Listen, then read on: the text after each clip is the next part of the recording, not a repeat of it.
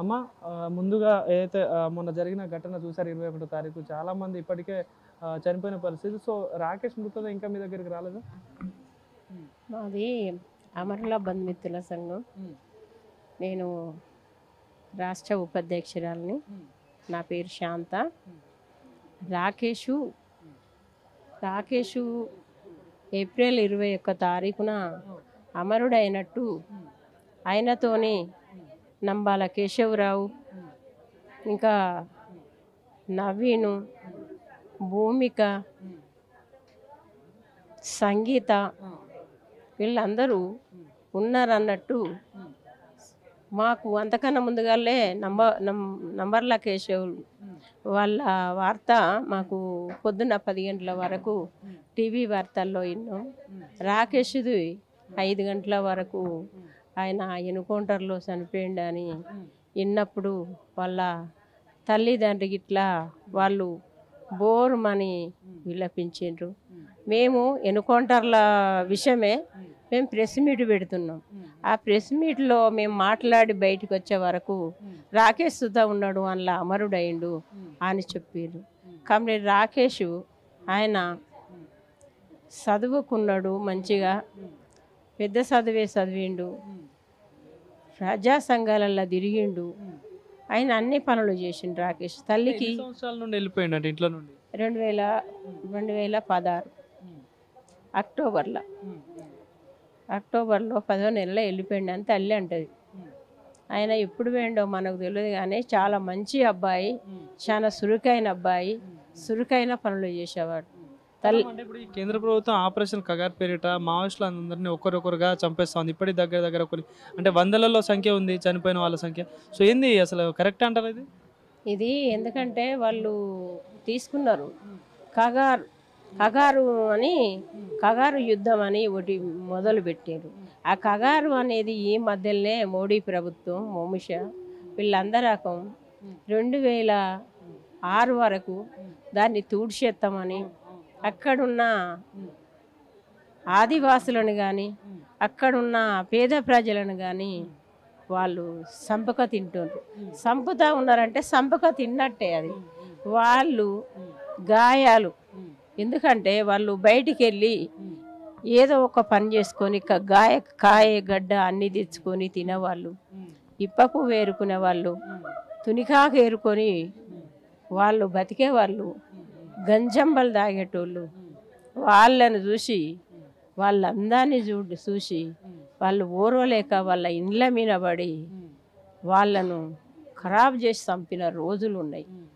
అంటే ఈ కగారు మీదనే ఆపరేషన్ కగారు ఎప్పుడు వచ్చిందో అప్పటి కాన్నించి వెళ్ళే ఆదివాసులను వాళ్ళ గూడాల మీద గూడాలు తగులబెట్టుడు, అక్కడ ఉన్న వాళ్ళందరూ నాకు చంపడం. ఎందుకంటే వాళ్ళ కింద కలియ సంపద, బొగ్గు, ఇనుము, భూమి ఇదంతా ఉన్నది బహుళజాతి కంపెనీలకు అమ్ముకునడానికి, లేకుంటే కార్పొరేట్ల కంపెనీలో పెట్టడానికి. ఇదంతా వీళ్ళని చంపి ఇది తీయవచ్చు, మేము ఇదంతా తీసుకొని సొమ్ము చేసుకోవచ్చునని అక్కడున్న ఆదివాసులను చంపుతుండ్రు. అయ్యో ఆదివాసులను చంపుతుండ్రు మా కోసం అని మావోయిస్టులు చర్చలకత్తామని చెప్పారు.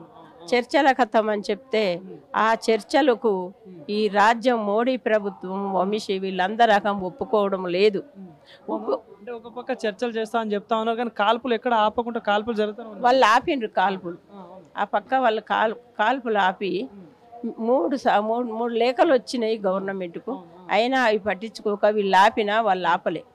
వాళ్ళు ఆపక ఇదంతా అయ్యో కర్రెగుట్టల నుంచి వెళ్ళి మొదలు పెడితే ఆ కర్రెగుట్టల నుంచి వెళ్ళి చుట్టుముట్టి వాళ్ళు వెళ్ళిపోయిండ్రని కేంద్ర బలగాలను దించి, ఎన్ని బలగాలంటే ఎన్ని వేల బలగాలనంటే అన్ని వేల బలగాలను దింపి చుట్టుముట్టి ఇప్పుడు ఏంటి ఆ సరెండర్ అయిన మావోయిస్టులు వాళ్ళను సొమ్ముగా మార్చుకొని ఇంపర్మార్లుగా చేసి అడవులన్నీ డోనికేమర్లలో ఎక్కించుకొని మొత్తం అడవులన్నీ తిప్పి ఎవరెక్కడ ఉంటారనేది చూసి ఆ తావరాలను దొరకబట్టి కర్రెగుట్ట అడవుల నుంచి వెళ్ళి వాళ్ళు వెళ్ళిపోయిండ్రని చెప్పి మళ్ళా పోయినట్టే చేసి వాళ్ళు కాల్పులు చేసుకొని పోలీసు వాళ్ళు ఇది మావోయిస్టులు చంపినారంటే ఎవరు చంపినరు ఏం కథ అనేది తూటాల ద్వారా వాళ్ళది చచ్చిపోయిన వాళ్ళని పోస్ట్ మార్టం చేస్తుంటే ఆ తూటాలు వెళ్తే ఇవి ఎవరి అనేది అది వాళ్ళ ప్రభుత్వాన్ని. చనిపోయిన శవాలు ఇప్పటివరకు ఫ్యామిలీలకు వాళ్ళ కుటుంబాలకు అందజేశారా? కొన్ని పోయినాయి ఆదివాసులవి, కొన్ని పోయినాయి ప్రభుత్వానికి, కొన్ని ఏమో అక్కడే మిగిలిపోయినాయి. అంతకన్నా ముందుగాల చనిపోయిన వాటిలల్లా ఆదివాసులను ఒగల మీద ఒక్క బాక్స్లో 4 పెట్టడం, ఒక్క బాక్స్లో 3 పెట్టడం, కొన్ని శవాలను బయటనే పారేయడం.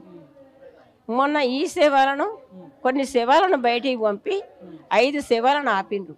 5 శవాలను ఆపి అక్కడనే వాళ్ళు కనడం చేసిండ్రు. అది కనడం చేయడం కానీ, అది బూడిద చేయడం కానీ, అది తగలబెట్టడం కానీ అది వాళ్ళకి హక్కు లేదు, అది వాళ్ళ సాధ్యం కాదు. అట్లా ఇంకోసారి అట్లా చెయ్యొద్దు ప్రభుత్వాన్ని మేము సుధా కోరుకుంటున్నాము. అమరుల చనిపోయిన వాళ్ళు చాలా మంది ఉన్నారు. ఎప్పుడైనా ఎవరితో మాట్లాడే ప్రయత్నం చేశారా? ఎవరుని చనిపోయక ముందు మాట్లాడే వాళ్ళ మాకు వాళ్ళేం తెలుసు. మాకు మాయ చనిపోయిన కుటుంబాలు, మా ఇంట్లో 3 అమరులు, నా కొడుకు, నా బిడ్డ, నా అల్లుడు, నా అన్నయ్య. ఇంతమందికి ఎంతో మంది. వరంగల్లో ఒక పోరుగడ్డ, అది పోరుగడ్డల ఎంతో బిడ్డలంగా అనేది పోరుకు పంపే వాళ్ళకు ఆ గడ్డకే ఉన్నది కాబట్టి ఆ పిల్లలు వెళ్ళిపోతారు. ఆ పిల్లలు చేసే మంచి పని అనుకుంటారు, మా పిల్లలు మంచి కోసమే పనిచేస్తారు. కేంద్ర ప్రభుత్వం సంబంధించిన లీడర్లు ఏమంటా ఉన్నారంటే ఆదివాసుల అభివృద్ధి కోసం ఇక్కడికి పోతుంటే ఏవైతే మావోయిస్టులు వాళ్ళని చంపేస్తా ఉన్నారు, సో వాళ్ళు అడ్డుపడతా ఉన్నారు అని మాట్లాడుతాం. నిజమేనా ఇది? అది ఏమాత్రం నిజం కాదు. అంటే వాళ్ళు ఎట్లా చెప్పుకుంటారంటే మావోయిస్టులే చంపుతాండ్రు అని. మావోయిస్టులు చర్చలో రండి, శాంతి చర్చలు జరుపుదాము, మీరు కాల్పులు మేము ఆపినాం మీరు ఆపండి అంటే వాళ్ళు ఆపకుండానే ఇంతమందిని చంపుతాండ్రు కదా. అంత పెద్ద నాయకుడు నంబర్ల కేశవరావు ఎందుకు పోయిండు? వాళ్ళందరు నాకు ఎందుకు చంపిండ్రు? ఆయనతో బాగా చదువుకున్న పిల్లల్ని, ఆ పిల్లలను చంపి వాళ్ళ తల్లులకు శవాలు ఇవ్వకుండా వాళ్ళు కరడం చేసి బూడిద చేశారు. ఇప్పుడు ఆ రాకేష్ వాళ్ళ అమ్మ ఏమంటుంది, ఆ బూడిదాన్ని ఇవ్వండి మేము దానం చేసుకుంటాం. ఆ బూడిది ఆ బొక్కలు ఇచ్చినా కానీ నేను నా గుండెకి అద్దుకుంటాను. నా కొడుకును కనుక్కున్నందుకు, నా కొడుకును పెంచుకున్నందుకు. ఆ మోడీ సనబాలు దాగలేదా తల్లి? ఆ మోడీకి తల్లి ఎందుకు గుర్తుకు రాలేదు? వాళ్ళు అయితే అట్నే ఆయన పెళ్లి చేసుకోలే కాబట్టి, ఆయనకు భార్య లేదు కాబట్టి, కొడుకులు లేరు కాబట్టి అని చెప్పి అడుగుతుంది ఆ తల్లి. ఇంతవరదాకా మాట్లాడుతా అంటే అందరు రకం విన్నారు. చంద్రబాబు నాయుడు సుత కుళ్ళు బట్టి శవాలను వేయకుండా ఆంధ్ర సైడు ఇప్పుడు ఈయన ఎవరు పవన్ కళ్యాణ్ ఫ్యాన్స్ అని వరంగల్లో ఒక్కరికొక్కరు చచ్చిపోయిండ్రు. బ్యానర్లు కట్టుకుంటా యాక్సిడెంట్లు అవి అవి.